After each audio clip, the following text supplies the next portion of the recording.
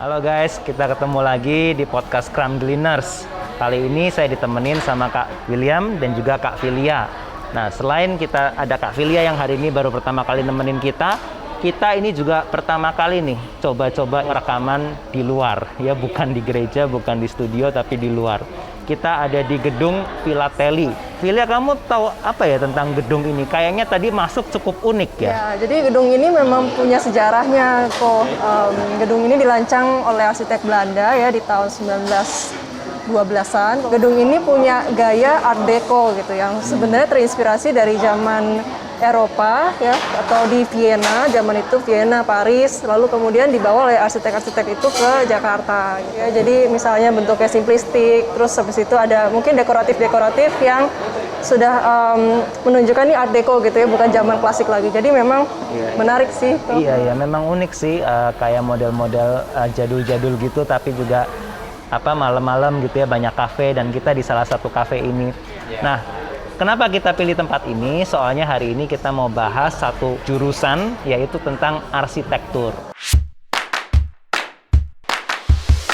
Nah, di sini ada Kak Filia yang memang sudah mendalami studi arsitektur dan bekerja di bidang arsitektur. Kak Filia, kenapa dulu pilih arsitektur? Dari kecil itu memang ada ketertarikan gitu. Jadi waktu masih kecil tuh suka main misalnya rumah-rumahan atau misalnya main Jenga blocks gitu yang kemudian kayak disusun-susun jadi bentuk gitu. Nah, dari situ kayak mulai tertarik, oh menarik ya kayaknya nyusun ruangan atau nyusun bentuk. Terus waktu SMA juga pernah kayak tes bakat gitu ya. Terus disaraninnya arsitektur gitu jadi salah satu yang pilihan utamanya gitu. Jadi setelah diskusi sama orang tua juga mereka support gitu ya. Jadi aku akhirnya masuk si arsitektur. Dan setelah kamu memutuskan untuk masuk kuliah arsitektur, kamu kuliah di mana ya? Kuliah S1 di University of Melbourne, waktu itu 3 tahun S1-nya. Lalu sempat kerja juga 1,5 tahun di sana juga waktu itu ya. Di Melbourne ya? Di Melbourne. Lalu setelah kerja tuh semakin yakin suka gitu dengan bidang arsitektur. Lalu lanjut S2 2,5 tahun waktu itu. Lalu S2-nya di sama di Uni Melbourne juga. Ini sebetulnya satu alma mater sama saya. Iya. Saya S1-nya di Uni Melbourne juga. Iya, tapi saya nggak nyampe S2. Nggak nyampe S2. Ya, oke, anyway, terus? Terus abis itu memutuskan untuk for good balik ke Indonesia. Setelah itu akhirnya putuskan untuk masuk di CIT ya, atau Calvin Institute ya, untuk jadi dosen. Kalau kita dengar kata arsitektur gitu ya, apa sih maksudnya meaning dari arsitektur atau pikiran pertama dari arsitektur itu idenya tentang apa sih? Arsitektur itu akar katanya itu dari Yunani, arche sama tekton gitu ya. Jadi arche itu artinya chief gitu itu kepala, sedangkan tekton itu builder. Jadi kalau digabung arsitekton, jadi arsitek itu sebagai master builder atau pembangun utama gitu ya, kepala gitu ya. Tapi memang waktu zaman itu konsepnya adalah arsitek itu merancang dan kemudian membangun bangunan juga gitu. Tapi setelah beriringnya zaman sejak Renaissance sampai zaman sekarang, sebetulnya arsitektur itu lebih bicara tentang merancang bangunan seperti itu. Berarti sebetulnya arsitektur tuh banyak banget ya kerjanya, karena setiap bangunan yang kita lihat berarti ada arsitek dong yang merancangnya. Iya betul, jadi memang menariknya semua hal aktivitas kita manusia biasa itu pasti berhubungan dengan arsitektur ya. Mau itu di rumah, mau itu di sekolah, di kantor, di gereja, pasti kita bersinggungan sama arsitektur gitu. Bahkan pernah ada studi riset yang bilang kalau manusia itu 87% tuh adanya di dalam sebuah bangunan gitu atau di dalam indoor. Jadi itu menyatakan bahwa arsitektur sangat penting karena dia selalu bersinggungan dengan manusia gitu. Kalau misalnya mungkin kita pernah gitu ya mengunjungi satu tempat atau berada di satu tempat yang tidak nyaman, kita kan pasti merasa terganggu atau aktivitas kita terganggu. Jadi penting sekali untuk kita bisa memikirkan apa sih yang manusia itu perlukan dalam sebuah ruangan gitu ya. Misalnya pencahayaan yang baik atau ventilasi yang baik gitu ya, atau bahkan estetika yang baik gitu ya, pemilihan warna atau pemilihan material dan sebagainya itu penting sekali gitu. Iya, apalagi nih lagi pandemi, PPKM segala macam, kita di dalam rumah terus ya 24 jam malah ya. Betul, 100% betul, di betul rumah. banget. Jadi ngefek banget tuh yang arsitektur. Oke. Nah, tapi tadi kan dibilang arsitek itu merancang dan ada yang lain yang meneruskan gitu ya. Seperti mungkin teknik sipil atau interior design gitu ya. Berarti ya itu bedanya apa sih kalau dijelasin mungkin buat teman-teman yang consider mau kuliah ini atau itu, bedanya apa gitu arsitek sama jurusan kuliah yang lain? Kalau kita bicara tentang produk desain itu sebenarnya ada range-nya ya. Kalau misalnya dari bicara skala furniture gitu ya, lalu skala interior sebuah ruangan, lalu bicara soal skala bangunan, lalu bahkan skala kota dan sebagainya. Jadi memang interior itu biasa ada di ranah di depan tadi ya furniture misalnya atau ruangan, sebuah ruangan yang lebih lingkupnya itu terdefinisi gitu ya.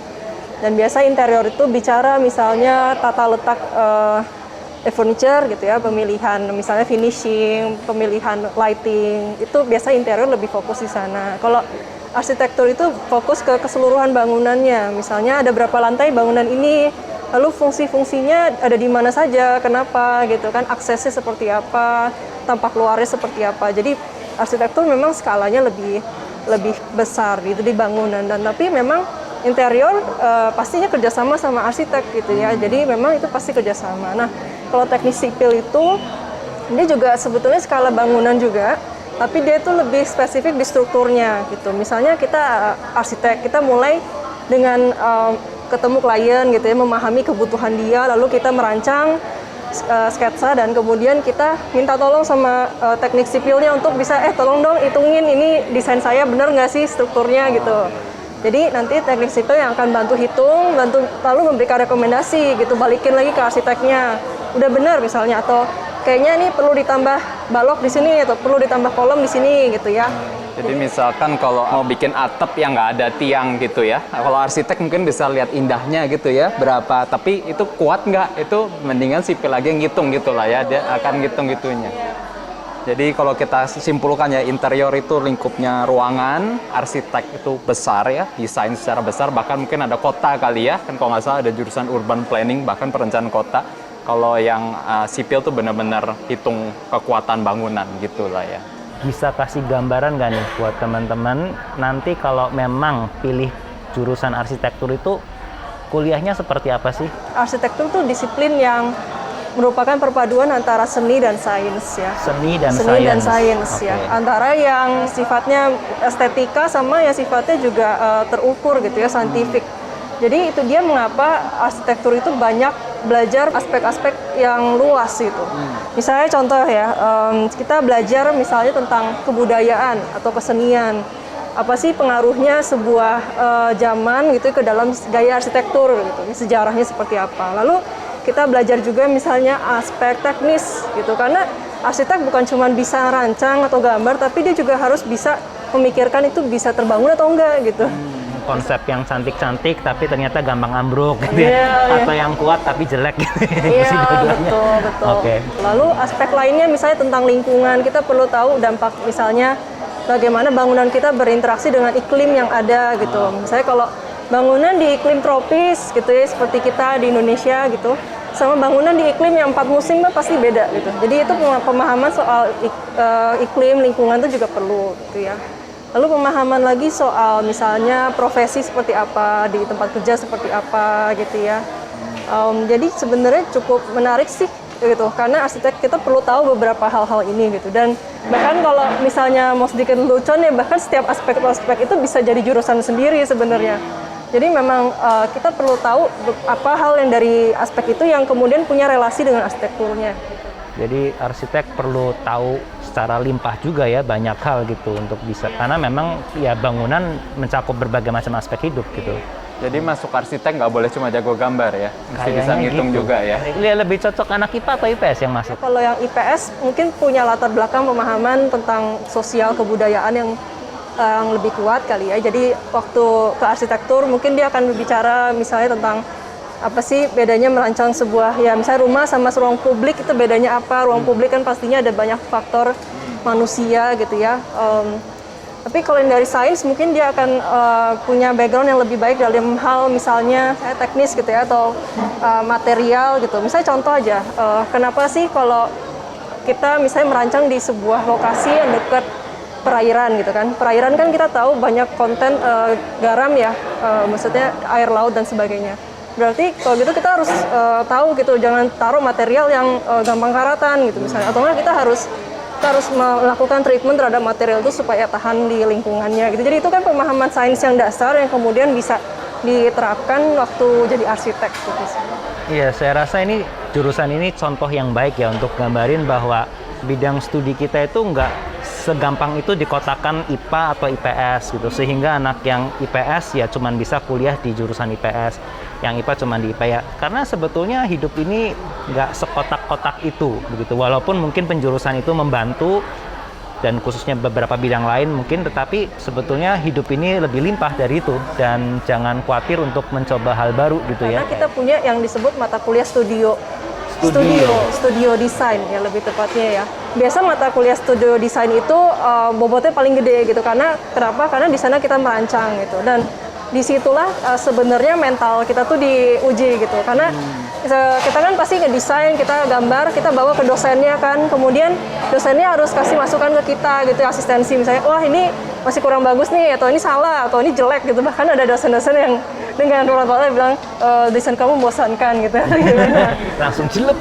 Sakitnya di mana sakitnya? Terus jadi itu dimana kita sebenarnya dilatih sih, kita dilatih nanti kerja juga seperti itu gitu.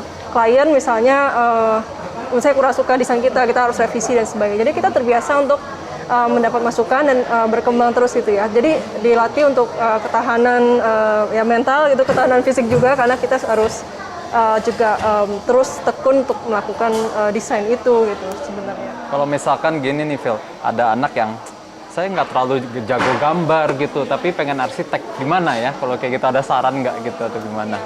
Ya itu sebenarnya pergumulan saya juga dulu waktu mau masuk arsitek gitu, karena saya waktu SMA tuh nggak ngambil kelas gambar atau kursus gambar khusus. Jadi nggak pernah ya? Enggak sih. Jadi tapi waktu itu masuk S1 tahun-tahun pertama ya udah cemplung aja gitu, belajar aja dari sana gitu ya. Sering lihat referensi gitu dan berkembanglah dari sana gitu. Jadi jangan khawatir sih sebenarnya. Yang paling penting itu punya ketekunan ya sih untuk latihan. Ya kalau aspek seni kan orang menekankan kreativitas apa ya, kadang itu dipengaruhi dari ketekunan kita kali ya. Semakin kita banyak riset, semakin apa ya, kita jadi semakin kreatif gitu. Iya betul. Dan kembali lagi sebetulnya di dunia ini tidak ada yang benar-benar baru kan ya. Maksudnya kita perlu belajar dari orang lain, lalu kita pikirkan lagi, kita kembangkan lagi seperti apa gitu. Jadi memang kalau lagi stuck misalnya desain atau apa ya nggak bisa mengurung diri aja gitu ya, atau diem aja sendiri, tapi harus coba cari-cari, explore, atau bahkan jalan-jalan gitu ya, lihat bangunan yang memang baik gitu, dan kemudian itu akan membantu untuk bikin inspirasi desain. Biasa kamu ngapain kalau lagi perlu cari ilham? Lihat contoh di internet tuh pasti gitu ya, browsing misalnya karya-karya yang pernah menang award tuh seperti apa sih gitu ya, kenapa gitu. Lalu maksudnya jalan-jalan dalam konteks yang baik gitu ya, melihat dan merasakan sendiri ruang yang bagus itu seperti apa sih, sama ya jangan lupa juga berdoa ya, karena kan kembali lagi ya, semua ilham kita atau kemampuan kita kan ya pasti Tuhan yang berkati gitu, Tuhan yang memberikan. Jadi berarti berdoa sambil jalan-jalan ke kafe. Ya, seperti hari ini ya. Seperti hari ini. Supaya kita dapat inspirasi banyak. Enak juga ya. Ya, kalau buat Filia memang pergumulan paling berat kamu itu lebih ke workload-nya. Saya dengar kan arsitek banyak yang bergadang-bergadang, atau lebih cari idenya gitu. Atau orang biasa arsitek yang paling bikin stres tuh apa sih gitu? Dua-duanya ya. Dalam hal maksudnya ya pasti kita cari ide, kita berusaha gitu ya. Kalau tentang bergadang sih sebenarnya pasti ada faktor tentang time management juga ya. Kita itu biasanya ya kalau dalam studio itu punya proyek gitu. Proyek setengah semester desain apa gitu ya, di akhir itu outcome-nya apa, misalnya rumah atau sekolah atau apa. Nah kita tuh harus ngerjain cicil gitu. Nggak bisa semalam sebelumnya terus baru dapat ide terus jadi gitu ya, kumpulin besoknya, itu tuh nggak bisa banget ya arsitek gitu. Jadi Makanya di studio tuh biasa kita dilatih, oh minggu ini harus bikin apa, gambarnya harus keluar, harus minta asistensi sama dosen gitu. Jadi biar nggak sistem kebut semalam sih itu, time management sebenarnya itu membantu. Ya. Harus ada disiplin juga lah ya. Nah kalau tadi kan di awal Philip bilang sempat kerja 1,5 tahun gitu ya. Nah kalau tadi sudah barusan cerita pengalaman kuliah, pengalaman kerja gimana? Terus pernah kerjain proyek apa nggak kira-kira yang bisa di-sharingin? Nah iya, waktu aku pertama kali masuk kerja itu, aku kerjain proyek apartemen waktu itu. Apartemen, jadi multi residential ya. Jadi waktu itu memang sudah kayak sampai tahap mau konstruksi gitu. Jadi kayak saya biasa itu kerja di bawah proyek arsitek. Jadi kalau masih junior, biasanya kerja di bawah proyek arsitek dan biasa dia yang akan lebih mengarahkan, oh kamu coba bantu saya bikin gambar ini gitu. Dan bahkan seringkali waktu itu sudah berapa bulan dia bahkan ajak saya juga ikut meeting sama kliennya gitu untuk kayak lebih memahami, oh kliennya tuh mau seperti apa sih sebenarnya desainnya gitu ya. Lalu kita coba menuangkannya itu dalam gambar-gambar itu. Lalu setelah itu kita juga kadang dibawa juga ke proyeknya langsung gitu ya, on-site itu untuk lihat bagaimana realisasi dari gambar kita, lalu jadi konstruksi itu seperti apa. Biasanya biro itu punya mungkin keunikan masing-masing kali ya, dan biasa kan pastinya kantor itu membangun portfolio. Jadi misalnya ada biro tertentu yang memang spesialisasi di rumah misalnya, dan dia sering terima proyek rumah, atau ada biro tertentu yang spesialisasinya apartemen atau apa rumah tinggal atau office misalnya. Jadi biasanya memang dapat proyeknya dari situ sih. Tadi Filia udah bilang ada sainsnya, ada seninya juga. Tapi saya pikir ada satu hal ya, mungkin mengerti komunikasi dengan klien gitu ya. Maksudnya ada klien yang pinter gitu ya, bisa kasih lihat contoh-contoh. Tapi ada nggak Filia pengalaman gitu datang ketemu klien cuman, oh Phil saya cuma maunya rumahnya adem. What is adem gitu? Apakah di situ ada pohon? Apakah di situ atapnya lebih panjang dan sebagainya gitu? Jadi ini juga perlu pengalaman mungkin ya. Ada sharing pengalaman seperti ini nggak, Vila? Mungkin bisa sharing ke anak-anak teman-teman juga yang pernah kerja nih. Sebenarnya di dalam kita studi arsitek ya, kita diajarkan sih untuk tanda kutip punya satu best practice lah ya. Kalau misalnya dibilang, oh klien mau adem gitu ya, ya kita tahu, kayak misalnya kita harus kasih bukaan cross ventilation gitu, untuk supaya sirkulasi udaranya bagus gitu. Atau klien pengen suasana nyaman gitu. Dan kita biasa ya interpretasi nyaman ya banyak pencahayaan alami gitu ya. Atau misalnya ada outdoor areasnya gitu. Bahkan ada kasus lain ya, di mana arsiteknya itu sepertinya tahu apa yang dia mau, tapi actually kita sebagai arsitek tuh kayak punya pendapat actually kayaknya yang dia mau tuh sebenarnya agak kurang tepat misalnya contoh. Itu juga ada kasus di mana justru sebagai arsitek kita bahkan baiknya kita mengedukasi klien juga sebetulnya. Jadi misalnya contoh klien mau bangun apartemen gitu ya di lahan yang sempit misalnya, lalu lahan saking sempitnya terus dia mau bangun sebanyak-banyaknya sampai tidak ada jendela sama sekali. Nah itu kita sebagai arsitek itu yang kita tahu manusia tinggal di ruangan yang nggak ada jendela itu wah terrible banget gitu kan. Jadi kita bantu mengedukasi klien gitu untuk tidak melakukan itu gitu. Kita sudah bahas banyak ya berarti ya tentang arsitektur, terus tentang kuliahnya seperti apa, kerjanya seperti apa. Nah sekarang saya pengen ajak kita diskusi tentang bidang arsitekturnya itu sendiri ya. Kalau saya lihat bangunan-bangunan gedung gitu ya, kayak ya bangunan di mana kita hari ini ada, itu kan ada semacam gaya tertentu gitu ya. Kita bisa lihat ada keunikannya, tapi kadang juga kita bisa ngelihat, oh dua gedung ini warnanya mirip nih gitu, seperti ada genre tersendiri gitu ya. Nah itu tuh biasanya karena apa ya, bangunan itu kok bisa macam-macam seperti itu gitu. Tadi saya sempat mention di awal gitu ya, arsitektur tuh perpaduan seni dan sains, dan basically banyak hal yang menginfluence ya, atau mempengaruhi arsitektur. Dan misalnya apalagi bicara soal misalnya cara pandang, worldview gitu, atau filsafat zaman itu, atau kepercayaan seseorang pada zaman itu ya, itu mempengaruhi arsitektur gitu. Jadi makanya arsitektur itu memang tidak netral. Jadi banyak sekali faktor yang mempengaruhinya. Misalnya di abad waktu industri revolusi berkembang gitu ya, dan itu membuat salah satu perubahan dalam arsitektur. Contohnya karya Crystal Palace oleh Joseph Paxton gitu ya, Crystal Palace itu. Nah, Crystal Palace itu ada di tahun 1850-an ya, dan yang menariknya adalah itu salah satu perkembangan bagaimana teknologi baja ya, struktur material itu bisa tipis gitu. Kalau zaman dulu kan yang namanya kolom tuh gede-gede ya, sejak zaman industri revolusi, lalu struktur bisa tipis gitu ya, bisa span-nya jaraknya juga panjang. Itu membuat karya arsitektur yang jauh lebih ringan gitu ya, lalu ukurannya juga lebih besar, lalu juga teknologi kaca juga ya, kaca tipis itu merubah gitu desain pada zaman itu. Nah, tapi itu karena si arsiteknya atau si Paxton ini percaya bahwa industri revolusi itu harus dimajukan dan berkembang dan diterapkan dalam arsitektur gitu. Nah, dikontraskan lagi sama arsitek yang pada zaman yang mirip gitu ya, di London juga arsitek namanya William Morris gitu, di mana dia merancang contohnya Red House gitu ya. Jadi dia itu justru kebalikannya, dia tidak mendukung industri revolusi. Menurut dia industri revolusi itu punya dampak yang tidak baik terhadap kemanusiaan gitu ya, jadi kapitalis lalu konsumerisme dan sebagainya. Jadi maka itu dia desainnya dia itu justru anti itu gitu. Dia merancang bangunan dengan material yang biasa, batu bata gitu ya, lalu juga dengan skala yang biasa gitu ya, dan dia disebut juga sebagai pendukung arts and craft movement gitu. Jadi pada zaman itu gitu. Jadi kita lihat dua contoh yang kontras sekali gitu, bagaimana arsitek punya cara pandang terhadap sesuatu hal dan itu pengaruh ke rancangannya. Jadi arsitek itu sendiri mengandung seperti ada message-nya, ada cara pikir tertentu, worldview tertentu, begitu ya? Iya.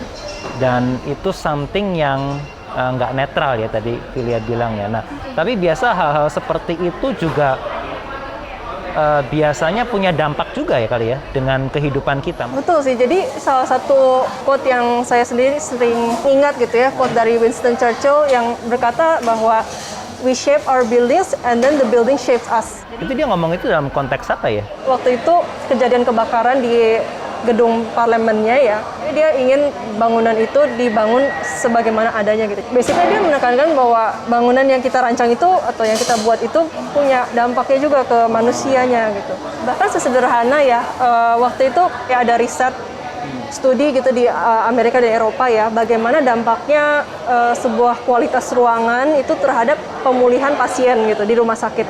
Jadi ada dua konteks ya. Jadi satu itu contoh klien yang punya bukaan gitu ya, jendela keluar gitu ya, bisa melihat alam gitu. Sedangkan satu lagi pasien yang ruangannya lebih tertutup gitu. Dan setelah riset itu diketemukan bahwa pasien-pasien yang punya pemandangan keluar gitu ya, lalu suasana ruangan yang lebih nyaman itu lebih cepat pulih dibandingkan pasien yang satu lagi gitu. Ini salah satu contoh sederhana aja bagaimana ruangan itu punya pengaruh kepada kita gitu. Misalnya atau riset-riset lain misalnya soal produktivitas dalam kerja gitu ya, ruangan-ruangan yang punya pencahayaan alami gitu ya, bahkan ventilasi ruangan yang juga baik itu pengaruh ke produktivitas kerja. Saya jadi keingat itu ya, salah satu pelukis itu Goya, itu ada satu masa dia lukisan dark painting, dan itu katanya ditemukan ketika kondisi rumahnya gelap, gloomy, dan dia menutup diri dan lukis-lukis itu. Jadi jangan-jangan ya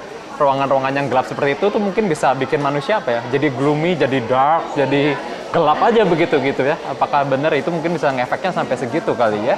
Saya sih pernah baca-baca juga ya tentang arsitektur gereja ya, itu dipengaruhi sama kondisi kekristenan zaman itu juga. Kayak misalnya monasteri ya atau biara gitu tuh kan didesain itu simple gitu ya, sederhana, terus ya minim gitulah, minim. Kenapa? Karena itu memang sengaja didesain seperti itu ya untuk mengumpulkan orang-orang yang memang seperti mau apa ya, jadi hermit gitu, jadi seperti petapa yang menjauhkan diri dari godaan-godaan dunia, di mana waktu itu kekristenan itu sekarang udah menjadi agama mayoritas, agama negara, sehingga jadi orang Kristen itu sepertinya hidupnya enak gitu, banyak godaan di dunia, nggak lagi dianiaya.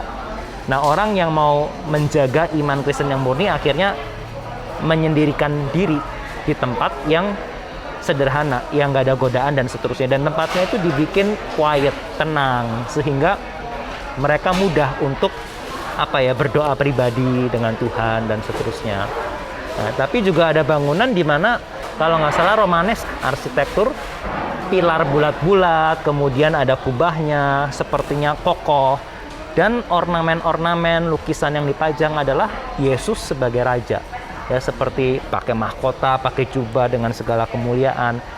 selalu bertemakan Kristus sebagai victor atau pemenang perang, menang atas setan, menang atas segala yang jahat, mendominasi dunia.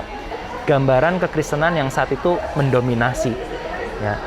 Dimana ketika akhirnya nuansa seperti itu pengen di counter sama yang semangat berikutnya, yaitu semangat mengingatkan pada kita, ingat loh ya, Tuhan itu being yang berbeda dari kita, dia itu transenden, jauh. Dan kita itu jangan menyamakan diri, raja dunia jangan menyamakan diri sama Kristus. Kita ini manusia berdosa. Nah, mulai masuk ke gereja gotik gitu ya, gotik yang tinggi-tinggi gitu ya. Lu pernah ke gereja gituan? Ya. Kayak katedral sebelah sini ya, itu neo gotik kalau nggak salah. Itu lu merasa apa kalau masuk ke katedral gitu? Pertama kali kayak wah, terus tinggi gitu ya, jadi kayak kecil gitu. Terus kayak ada kusyuknya gitu loh, kayak rasa-rasa ya kayak holy gitu mungkin ya, rasa suci semacam begitu sih perasaan. Kayaknya kita ngejatohin pen aja langsung merasa bersalah kan kota. Karena kayaknya kita tuh pengen yaitu berhadapan dengan satu pribadi yang misterius, yang besar, yang kita tuh harus hormat gitu. Kemudian ya kalau geser lagi ke zaman yang Renaissance, zaman dimana sepertinya ada keteraturan, ada konsep ideal yang pengen diaplikasikan di dunia. Bangunan itu menjadi lebih simetris gitu ya, lebih simetris, lebih teratur, seperti lebih klasik gitu. Tapi kemudian ada lagi yang namanya barok.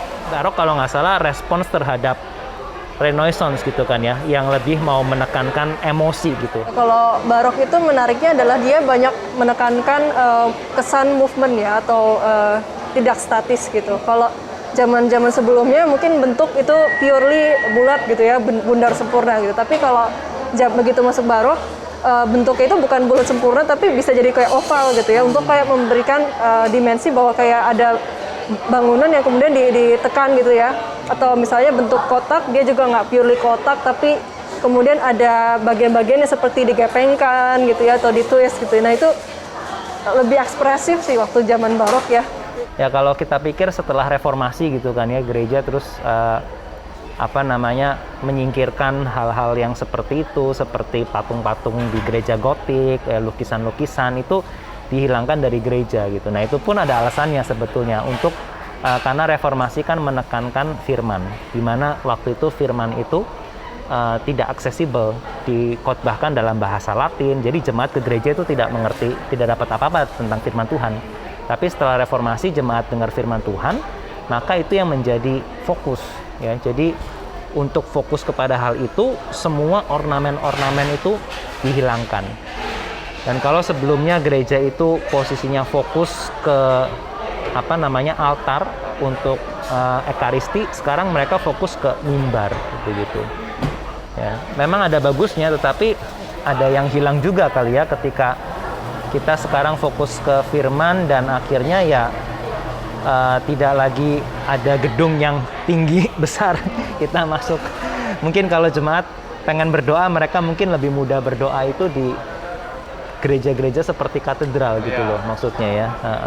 Jadi mungkin kita di situ ada hal yang kita perlu refleksikan juga. Tapi anyway, melihat hal ini kan berarti arsitek itu memang tidak netral gitu ya.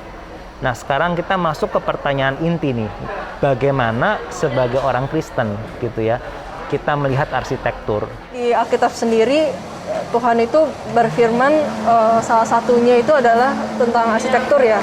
Misalnya kaitannya seperti tabernakel atau bait Allah yang memang Tuhan sendiri bahkan instruksikan gitu ya, untuk kalian kaum Israel buatlah bangunan tertentu dengan bahkan kubit-kubitnya, ukuran-ukurannya, bahkan materialnya, alur jalannya gitu ya, sampai sedetail itu, furniture-nya dan sebagainya. Nah, kayak itu yang menariknya adalah kan itu semua menyatakan bahwa Tuhan itu ingin berdiam dengan umatnya. Dan kalau kita misalnya pelajari lagi kan banyak ornamen-ornamen dalam tabernakel atau bait Allah itu yang merefleksikan Taman Eden gitu. Jadi kembali lagi Tuhan itu ingin mengatakan bahwa meskipun manusia sudah jatuh dalam dosa gitu ya, dikeluarkan dari Taman Eden, tapi Tuhan itu ingin tetap bersekutu dengan umatnya gitu. Makanya ada si tabernakel dan bait Allah itu gitu. Dan yang menariknya itu yang saya pernah refleksikan tuh adalah kenapa Tuhan nggak pakai misalnya musik atau misalnya seni lukis gitu misalnya ya. Tapi dalam hal ini untuk menyatakan kehadiran Tuhan pakai bangunan gitu, pakai arsitektur gitu. Dan menurut saya ini juga salah satu keunikannya sih, di mana media arsitektur itu satu cara yang Tuhan pakai untuk dengan baik gitu ya untuk menyatakan kehadiran Allah. Saya ada baca gitu ya, ya kita kan manusia tubuh gitu ya. Jadi ya apa yang kita alami dengan tubuh kita itu bisa mempengaruhi jiwa kita, sehingga yang namanya a place, tempat fisik seperti kita di mana berada, ketika itu diberikan makna tertentu, itu bisa create space gitu ya. Seperti gereja, ya itu kan bangunan-bangunan biasa, ya yang batu biasa. Tapi ketika itu jadi tempat beribadah, itu menjadi sacred space. Kita menarik juga ya kalau kita lihat Alkitab itu seperti ada perkembangan arsitektur gitu nggak sih kok?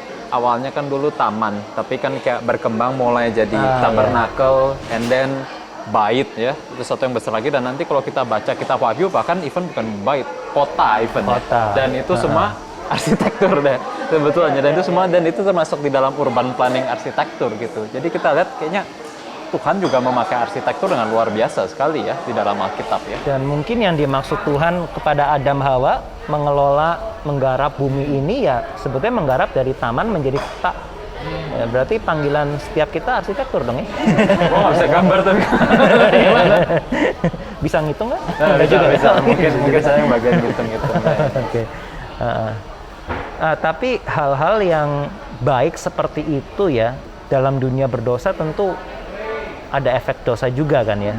Di Alkitab sendiri sudah ada contoh yang cukup konkret ya, misalnya Menara Babel gitu. Bagaimana Menara Babel. Kemudian manusia bersekongkol untuk membangun sebuah bangunan yang sampai tingginya sampai ke langit gitu ya, seperti ingin menyamai Tuhan. Dan menurut saya mencari nama gitu.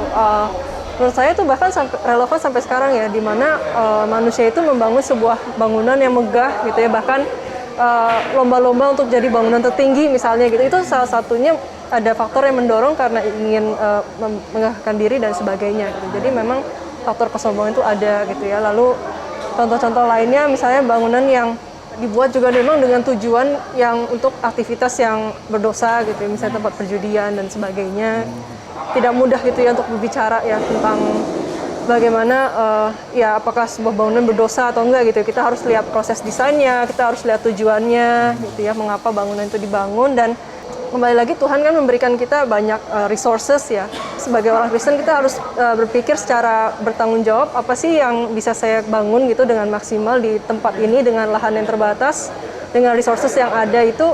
Hal apa sih yang baik bisa jadi kontribusi kepada masyarakat, kepada lingkungan gitu di tempat itu gitu ya, ketimbang untuk misalnya membanggakan diri, misalnya untuk kepentingan saya aja gitu ya. Yang penting desain saya bagus, saya nggak peduli orang lain pakai nyaman atau enggak ya. Itu salah satu hal yang kurang baik gitu ya ketika menjadi seorang arsitek.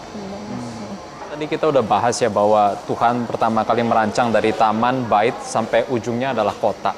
Tapi kok kenyataan ya kita lihat di zaman sekarang ini, kota-kotanya itu justru yang merusak alam gitu ya. Kotanya yang penuh asapnya dan sebagainya, gedung-gedungnya tinggi, efek rumah kaca mungkin. Nah, jadi panggilan kita sebagai arsitek Kristen di bumi ini merancang itu gimana gitu ya? Mungkin Villa bisa kasih kepada kita. Gitu. Memang betul ya bahwa bangunan itu berkontribusi bahkan menurut statistik tuh 30-40% terhadap emisi CO2 gitu. Dan itu salah satunya mengapa zaman sekarang itu kita mulai berpikir sebagai arsitektur yang memikirkan rancangan berkelanjutan gitu, atau sustainable design. Bagaimana kita bisa merancang sebuah bangunan gitu yang bukan hanya berdampak secara jangka pendek ya, tapi kita pikirkan dampak panjang itu seperti apa ya terhadap baik itu lingkungan, bahkan terhadap sosialnya bagaimana dan ekonominya juga gitu. Jadi itulah sebenarnya salah satu contoh manifestasi ya bagaimana arsitek kita mulai pikirkan aspek-aspek itu gitu. Misalnya bangunan di Singapura gitu yang misalnya Changi Airport atau misalnya Gardens by the Bay gitu yang memikirkan satu kompleks bangunan itu yang punya sistem misalnya perairannya yang sustainable seperti apa, rainwater harvestingnya misalnya seperti apa gitu ya. sistem penghawaan di dalam bangunan ini itu seperti apa aja. Itu sih beberapa contoh-contoh bagaimana arsitek tuh bisa punya kontribusi yang baik gitu ya, apalagi sebagai orang Kristen kita punya pola pikir yang lebih luas bagaimana apa yang kita rancang ini punya dampak yang baik terhadap ciptaan Tuhan yang lain yang lebih besar gitu. Oke, saya rasa hari ini kita udah dengar banyak sharing dari Kak Filia tentang arsitektur yang kita lihat ya, ternyata powerful juga, punya banyak pengaruh dalam kehidupan kita manusia. Bukan saja dipengaruhi cara pikir, tapi bisa mempengaruhi cara hidup kita, membentuk habit kita, mempengaruhi karakter kita bahkan. Jadi buat teman-teman yang tertarik sama bidang arsitektur, ini juga bidang yang penting yang perlu lebih banyak orang Kristen terlibat di dalamnya. Kalau kalian ada teman-teman lain yang bergumul pilih jurusan, kalian bisa kasih channel ini ya untuk nanti kita akan ada berikutnya ada jurusan-jurusan lain yang hopefully bisa membantu mereka. Jadi silahkan subscribe, like, dan sebarkan ke yang lain. Oke, sampai jumpa di episode berikutnya.